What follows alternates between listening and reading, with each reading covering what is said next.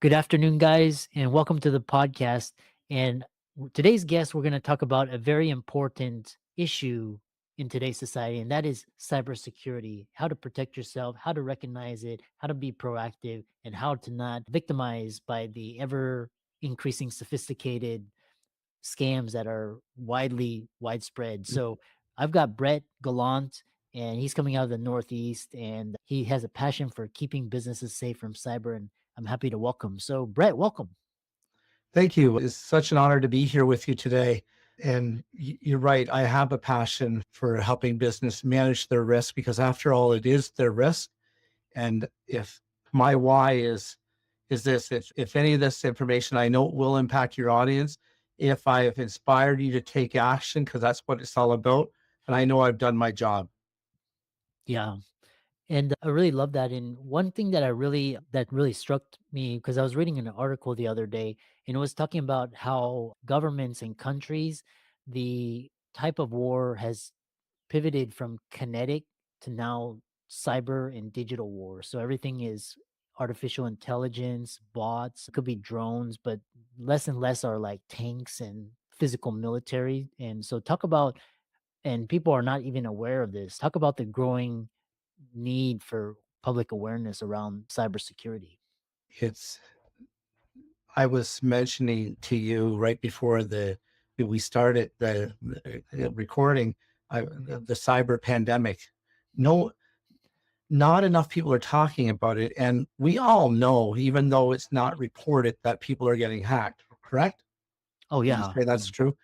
So unfortunately, it's being underreported. But I can tell you that there's so much devastation happening, and we live in a world and society now that unfortunately, we have some of our employees that are living from paycheck to paycheck, and they're two paychecks from being homeless. Sometimes the stats I've seen.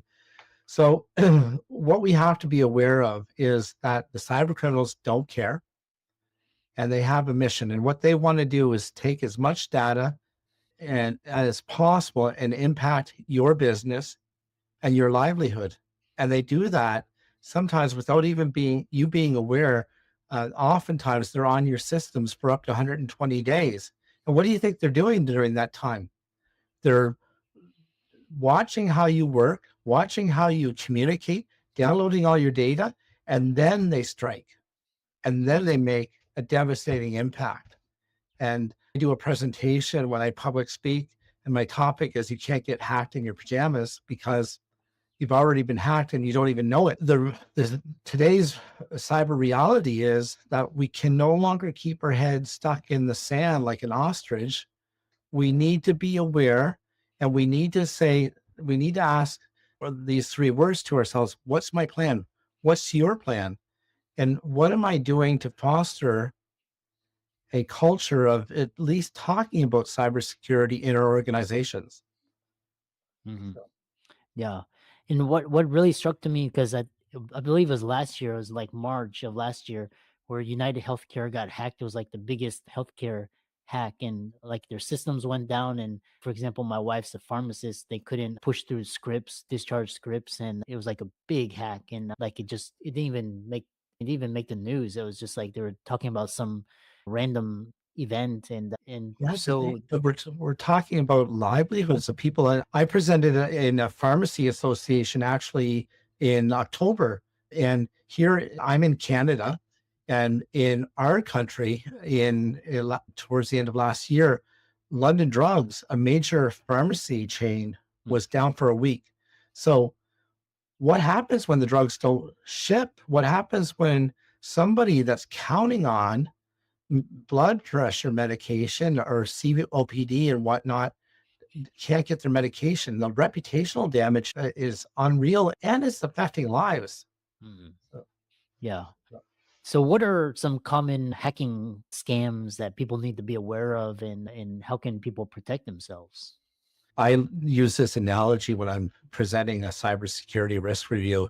And do you remember that TV show, The Weakest Link?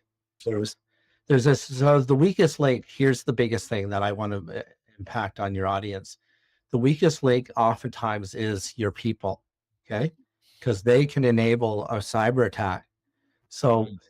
What the biggest thing takeaway I want your audience to realize, cybersecurity awareness training is imperative so your team knows what to look for. And Mhm. so some of the things you want to be looking for is, hey, is my computer slower than usual, or not things popping up that I haven't seen, or did I click on something and I said, no, I don't really need to report that because nothing happened.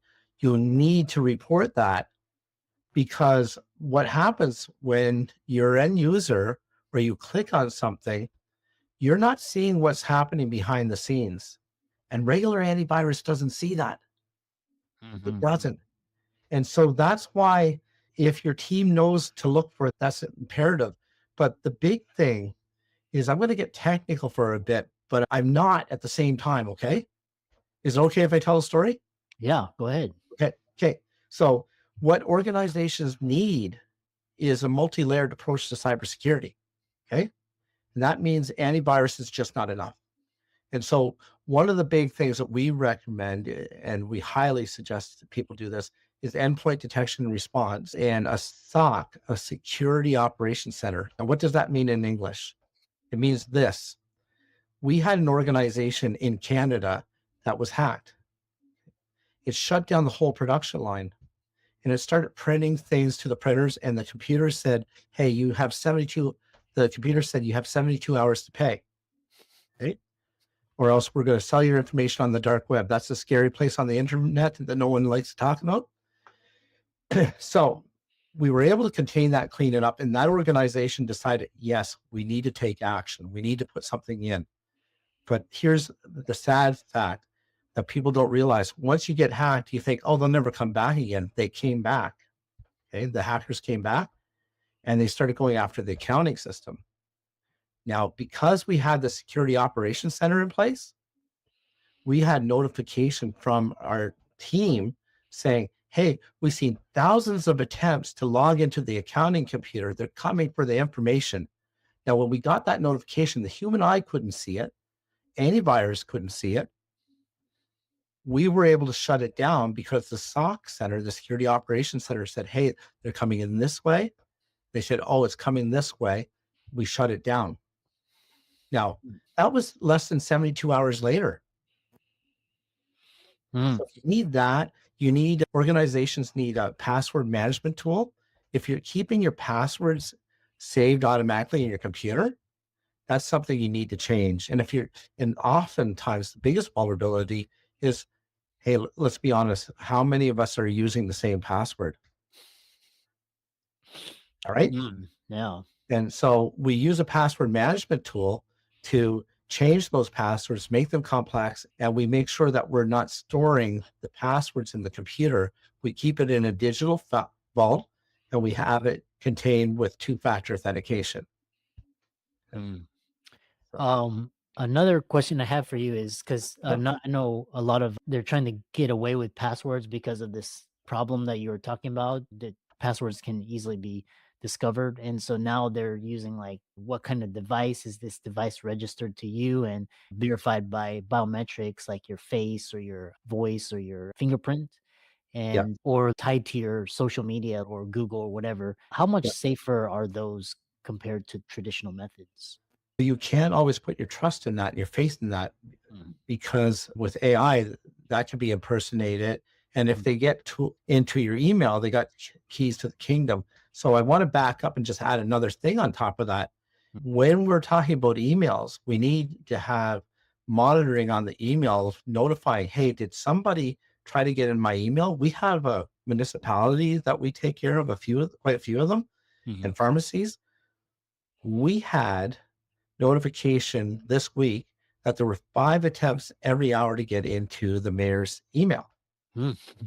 Wow. Okay. From all parts of the world. I'm sure it was the same guy, but he was just hopping around different places.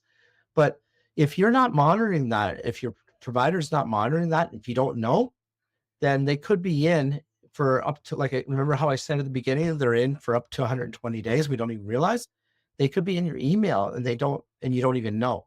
So that's why you need to batten down the hatches and secure the perimeters in all places of your digital world. Having two-factor authentication on all those elements is vital and not the same password. So this is when people are listening to this, they're like, yeah, I'm just a, when you're talking about hack, like the United Care hack or like a government hack. But talk about why no business is too small to be hacked, common misconceptions and how to address them. Yeah, well, I got to tell you the story about the small business that came into my office before Christmas, and the look on their faces, it looked like they had seen a ghost. They were distraught and they thought, "Hey, I'll never get hacked." In Mhm, fact, they refused. They didn't think that it would ever happen to them, but they lost $30,000, mhm, mhm, and they're just a two-person operation, but they lost $30,000. So it's Russian roulette, if for lack of a better word, that the hacker's job, they don't care who they're going after. So they don't care if you're just one small. You're not too small to get hacked, but you may be too small to make the news, is the phrase I like to say. mhm, They're not gonna You're not gonna hear on the news that this small two-person operation got hacked. So the lesson there is we're all in this together. So it's our responsibility as a society mhm, that I'm going to do my part to take care of my cybersecurity for you, for my vendors. And then I'm seeing now in some of the industries we're serving that the companies are asking their supply chain, hey, what are you doing to manage your cyber risk? Because we're counting on you. mhm. Yeah. And so you mentioned personnel, they're like they'll have some like sophisticated social engineering scheme where they target and then, but what are actionable tips for business leaders, simple steps to improve your cybersecurity today?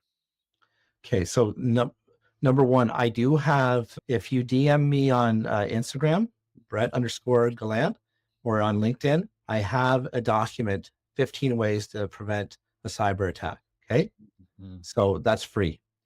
And big thing is if you haven't put implemented cybersecurity awareness training, you need to do that.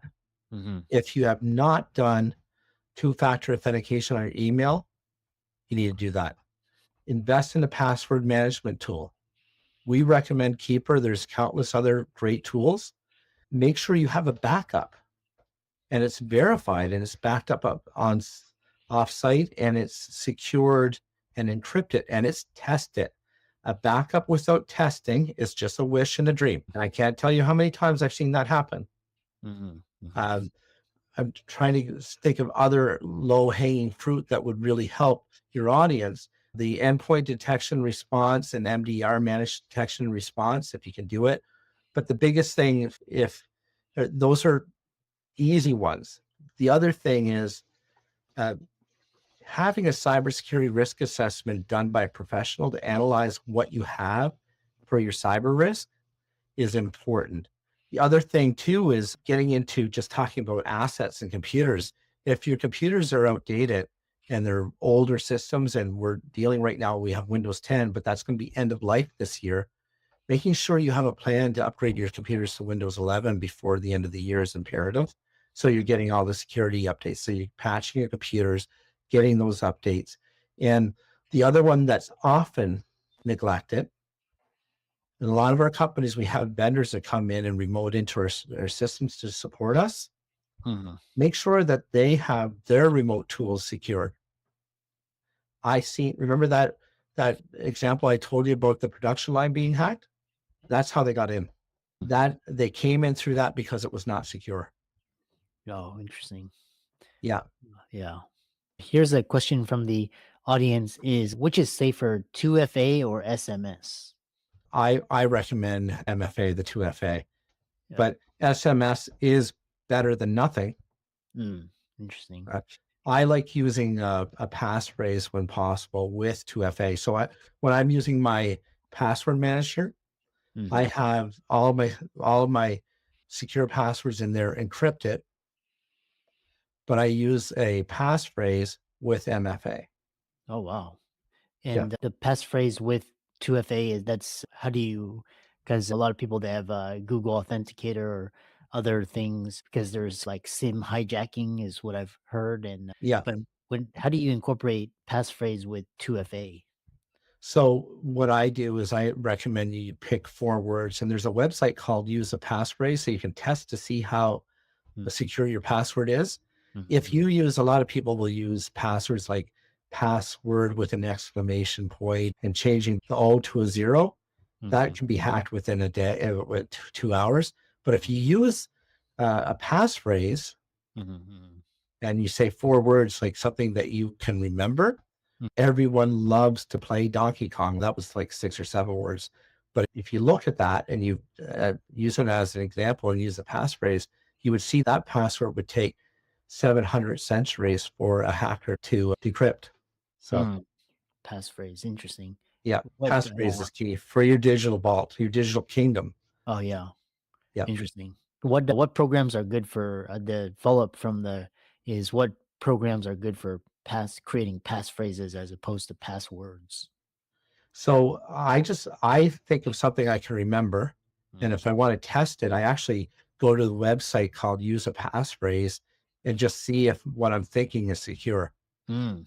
Oh, okay, interesting. Yeah, wow. So think of like 4 words that you can remember, Mhm, but mhm, nothing tied to that what you're sharing on social media. If your cat is named Fluffy, and you're putting all kinds of posts on social media about Fluffy, don't mhm. use Fluffy. So, you know, Yeah, yeah, interesting. yeah.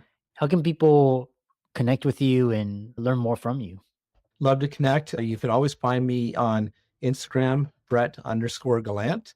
LinkedIn, you can find me, Brett Gallant, as well. And will have my website, adaptiveoffice.ca, and would love to connect with you. And obviously, we'll share the 15 ways to help prevent a cyber attack. But there's all kinds of useful information that you can take and know what to be asking your provider. Mhm. So, Yeah, excellent. yeah. Thanks so much for coming on and sharing your wisdom and expertise, and keep up the great work. It's a privilege. Thank you. Have an incredible day.